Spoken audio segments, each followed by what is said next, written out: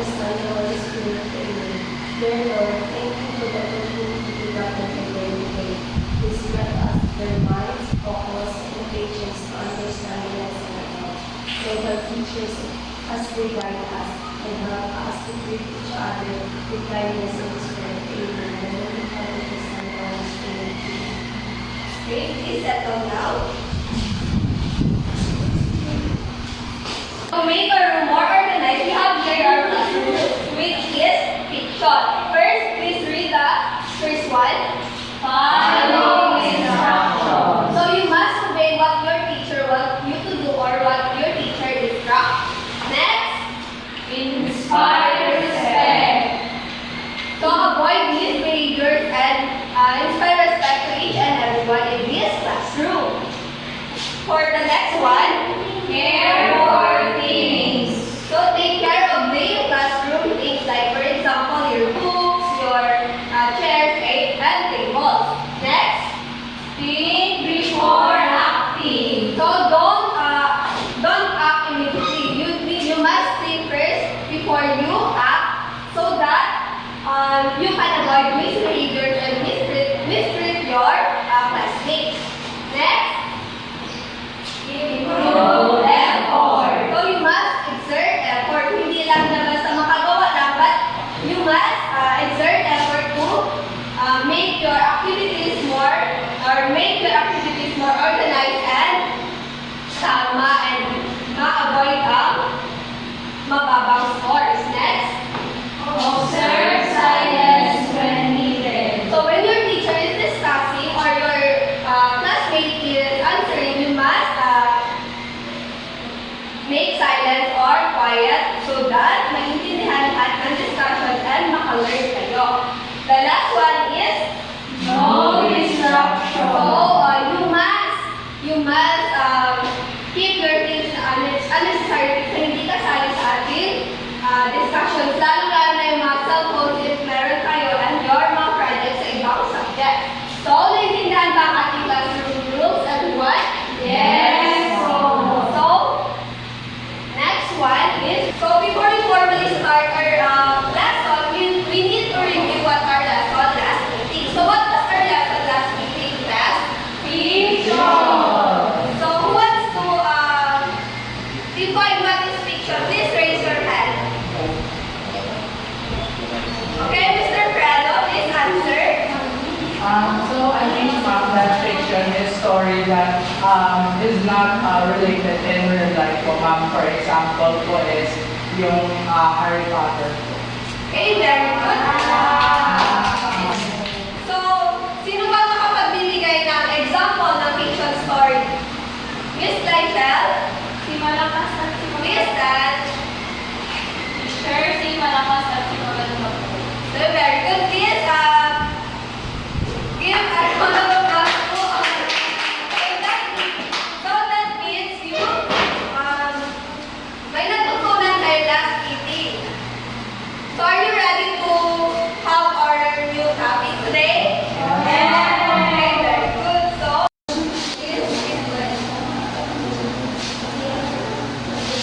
So we will proceed to our new discussion or to our new lesson. We will be having our motivational activity. Are you familiar with the game 4 things, 1 word? Yes! So we will having that in our activity. So if you want to answer, please raise your hand, and if you know the answer, please spell it correctly. Okay? So this is the first one. Please take a look with the pictures and the letters. So who wants to answer the first one? Please raise your hand. Okay? Wes? What is your answer? Team po, ma'am. So please spell. T-H-E-M. So let's check if it's correct. Okay, give Mr. Kai, give Wes a clap. So the next one, who wants to answer? Please raise your hand. Okay, Kyla. Climax po. Good.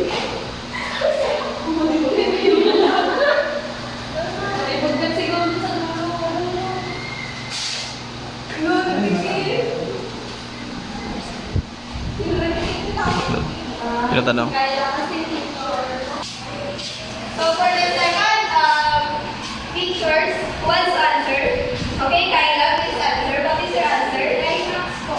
Can you please spell it? C-N-I-M-A-X. Okay, very good. So, we have here the third one. Who wants to answer? Please raise your hand. Okay, Michael. Second picture. Can you please spell it? S-C-E-E-I-N-G. Okay, very good, Michael. For the next picture, one answer. Okay, Angel. Can you please spell it? C-H-A-R-A-C-E-E-R. Wow, very good. For the last one, one to answer. Joby, please answer. Can you please? C-O-N-F-L-I-C-E.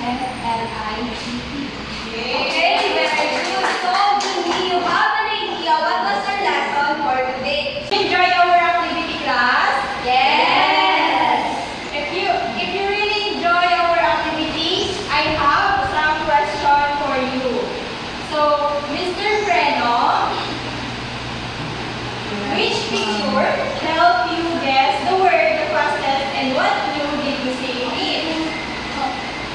For me, ma'am, the fastest is climax because the picture includes a roller coaster which can produce a high intensity so we can reach climax. So, very good. You guessed the word fastest from the picture that clearly shows what is happening. So, you saw the clause like actions, emotions that made the meaning easy to understand. So, these 5 sets of pictures help you to identify the word quickly. So, second question, Mr. Ren, how do the 4 pictures show the meaning of the word such as the character, conflict, setting, or climax? So, the fourth picture shows the meaning character, conflict, setting. It is a short shows that it is a part of the story, which is the character, the conflict, the setting, and the climax. So very good. The pictures show by the meaning presenting the different parts of our topic for today. You see the character through the people and the images, the setting through the location and the places, and the conflict through a problem. So, do you have an idea what is our topic? So our topic for today is all about the elements of a fiction. But before that, Miss Kulot, please read our learning objectives. Identify and explain the different elements of fiction. Create a simple story map showing the elements of fiction. Last is appreciate the importance of fictional stories in developing imagination and creativity. So thank you. The first element, we have the characters. So when we say characters, what does it mean? Miss Joby? It's a person or an animal that takes part in the action of a particular animal.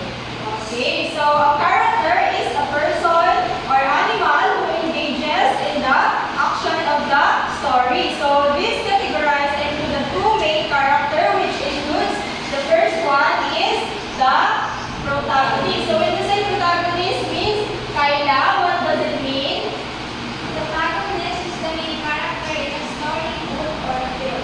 Okay, the protagonist is the central character or the most significant of all the characters in the story. So, in short, protagonist, sa Tagalog ito yung bida sa kwento. So, very good. Next, we have the antagonist. So, when we say antagonist naman, Miss Dachel is a character, group, or force that opposes the main character, which is the protagonist in a story. Okay, so antagonist, it is the character who opposes the protagonist. So it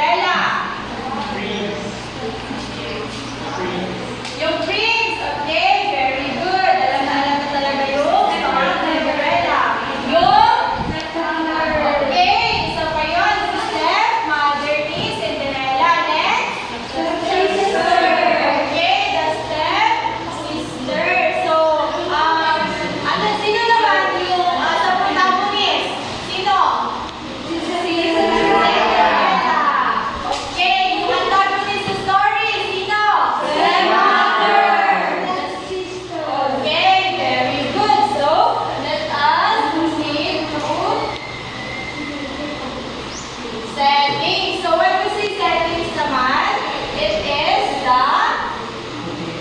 where the story takes place. This is the another element of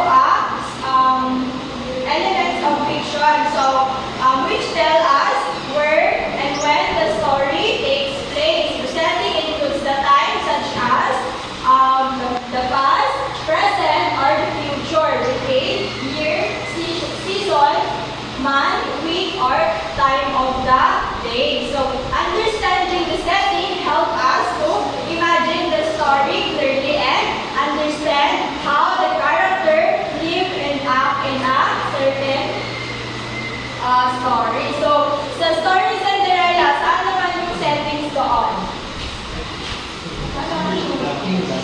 Kingdom, okay. And then, sa bahay ni Cinderella. Or yung stepmother ni Cinderella. So, very good. Next is the conflict. So now good afternoon. So now we will discuss the conflict. So what is conflict?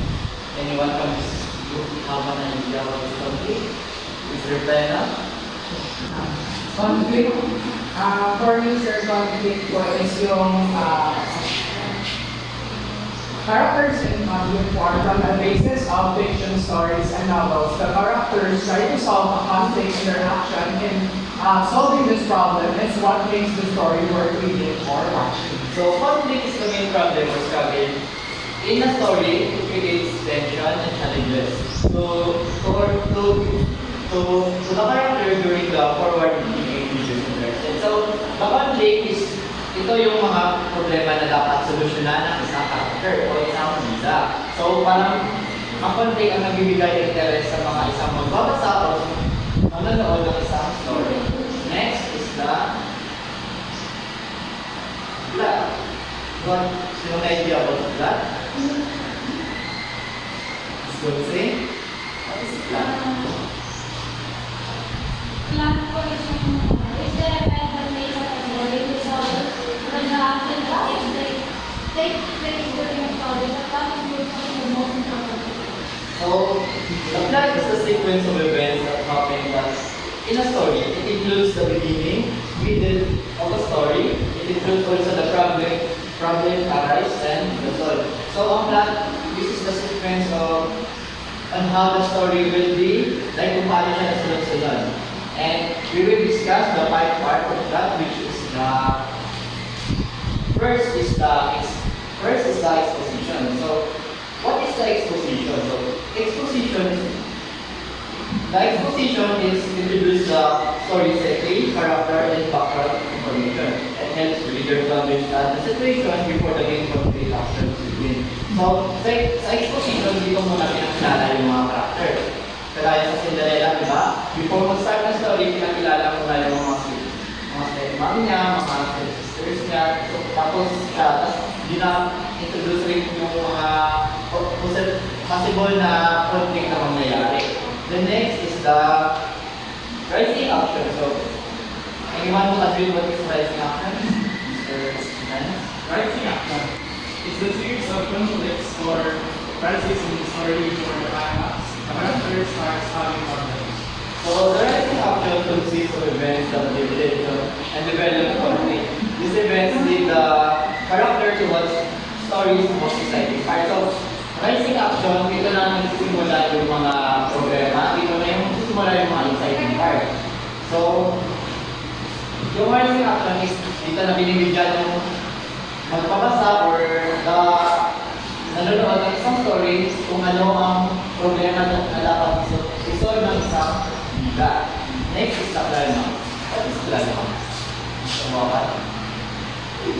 There's a point of high point of suspense or emotion and tension in the story. So, the climax is the highest point of tension in the story. It is the turning point where the main conflict reaches the topic and change over. So, sa climax naman, this is the part where the main character parang malapit na lang masolve yung isang problema. So, sa gitna ito ng 5 parts of the plot because ikaw na yung malapit na siya sa pag-solve ng problema at malapit na siya magbigay ng hint about sa the solution or ending.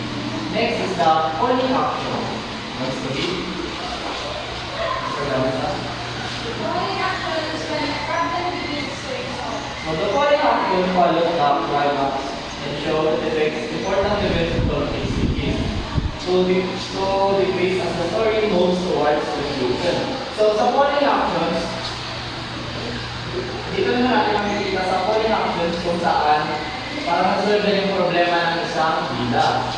And it also gives, like mostly sa Cinderella, dito na yung makikita yung sa lead part of calling action.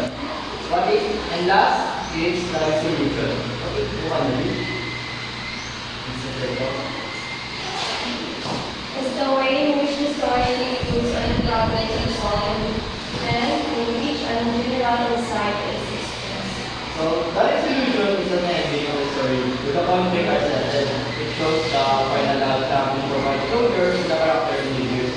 So, sa resolution, you all know na this is the whole ending. Sometimes the story can have an happy ending, sometimes they are not unhappy or there is a sad ending. So, if nakikinig talaga kayo kay Mark Mystery kanina sa story about Cinderella, what is the main conflict of the story of Cinderella?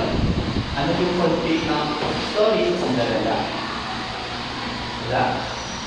Anyone? Wala? Ano yung problema ng Cinderella? Wala na. So, the conflict of the story of Cinderella is Cinderella is treated unfairly by her stepmother and stepsister, and she is not allowed to attend the ball. So, ang conflict po ng Cinderella na story is hindi pinapayagan mag-attend ng ball si Cinderella tapos hindi siya tinatrato ng mama. The next is, ano ang climax ng story ng Cinderella? Climax. Anong climax? Ano yung parang yung lead part mo yun?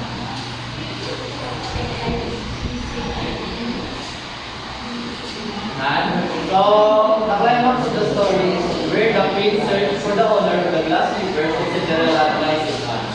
Now, let us proceed to the point of view. So class, have you ever listened to your classmates or friends when they are telling you a story about what happened in their life? So, do they usually use the pronoun I or we? For example, I went to the market early in this morning. So what pronoun is used in the sentence? So I. So when we say point of view, it is the narrative point of view or how the story is being told or who tells the story. So we have three parts of the point of view. First is the first person point of view.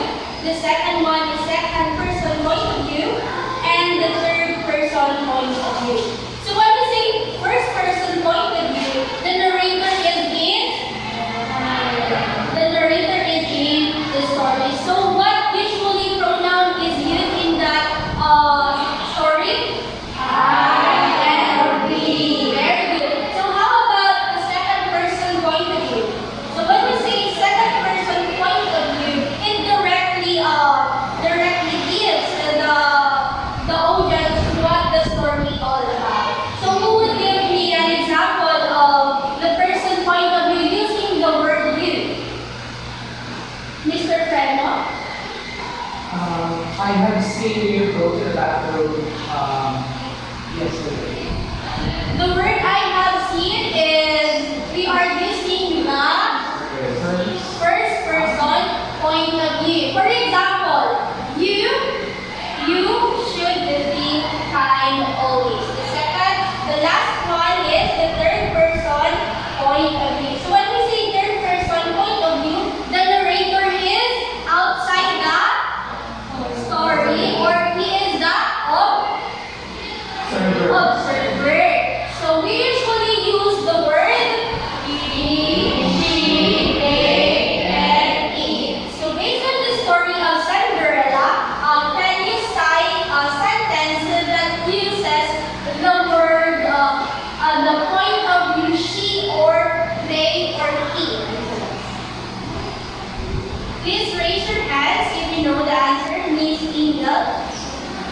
Cinderella have to accept them and they live happy ever after. So what is the first person point of view there?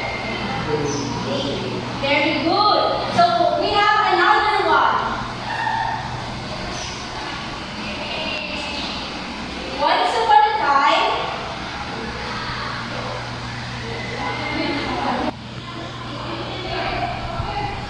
so what other sentence is used the word or the pronoun she in the sentence? Miss Lucy?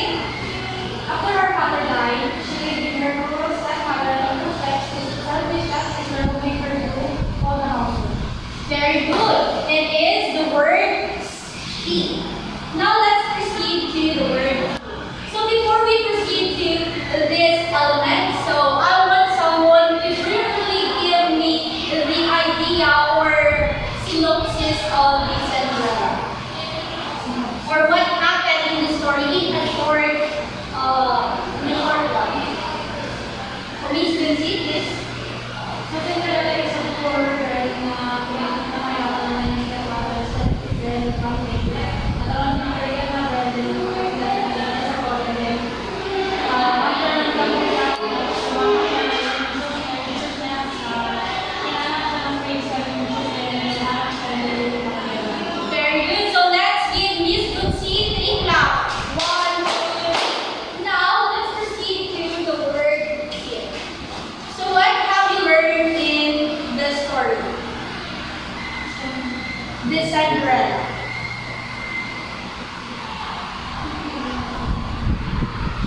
So let's discuss first what is theme. So when we say theme, it is the main point of the story, or it is the story what the author wants us to understand or remember. So in the story of Cinderella, it says or it gives us or it reminds us that kindness and being good is always being being rewarded by the someone who is nakita yung ating our courage to do something that is good to someone. So we have here the word love and happiness is not a team. Bakit nga ba ang love at happiness is not a team, or yung isang word is not a team? Please read Miss Asherto. Love or happiness are not a thing that is just a topic. A thing gives you a message about the topic of the story. Example of the thing in the story is honesty makes you vulnerable. You can only be happy if you learn to love one another. Being witty is the news. So based sa gibas ni Miss Asherto, love and happiness is not a message, but it is a topic itself. While this theme, it is the theme because it helps or we learn from this statement. So for us to have our activity, let's enumerate first the elements of the story. So what are they? Feel, setting, character, conflict.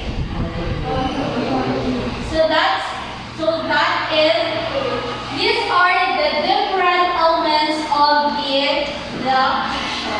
So for our application activity, I will divide the class into 2 groups, and each group will craft their own story, and it should have different character, setting, organized plot. And later on, you will present it here.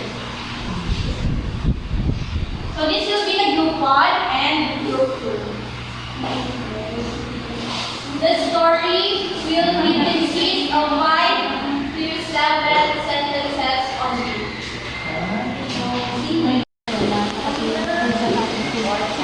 Kasi hindi sila nagatulog. Nag-ano nga sila, nag-inom, nag-lagaw, tapos lagi sila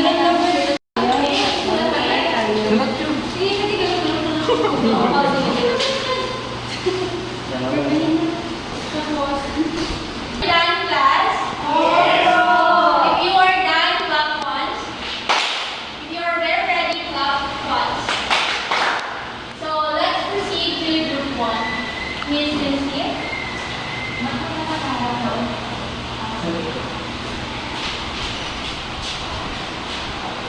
So, once upon a time sa SPSU, meron mga researcher, si Vi, si Lizelle, si Ella, si Princess, at si Christine. So, yung mga ito is gumagawa sila ng file and then they have to research and then, one day, habang gumagawa sila ng research, si Ella at si Christine yung sila. Sinasat sila ng tatlo, or sila nila sa kanila, pero nakasita sila sa kanila sila. Pero nagamay sila ng gala nila. And then yung iba na, and several weeks after, naroon na sila ng events, na-late si Christine pa si Ella, and na-late na sila, tapos hindi pa sila nakasagot sa kanila ng teacher or ng panelist kasi nga, wala silang alam sa idea ng research nila. So the team is always made up for them. Let's give me Lucy 10 I 1 2 clap. Fine, season start. How about the group? So for our story, I have picked the story of Shrek. So the character involves Shrek, Ducky, Fiona, and Lord Farquaad.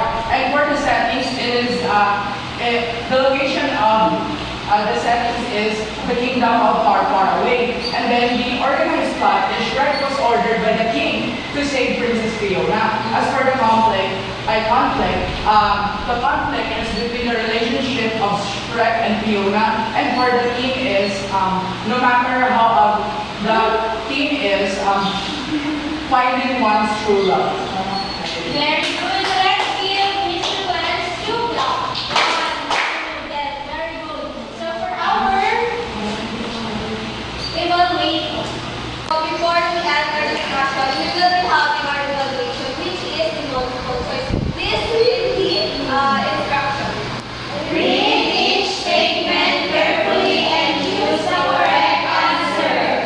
So I will give you 3 minutes to answer this answer statement. Okay. Guys, circle your answer.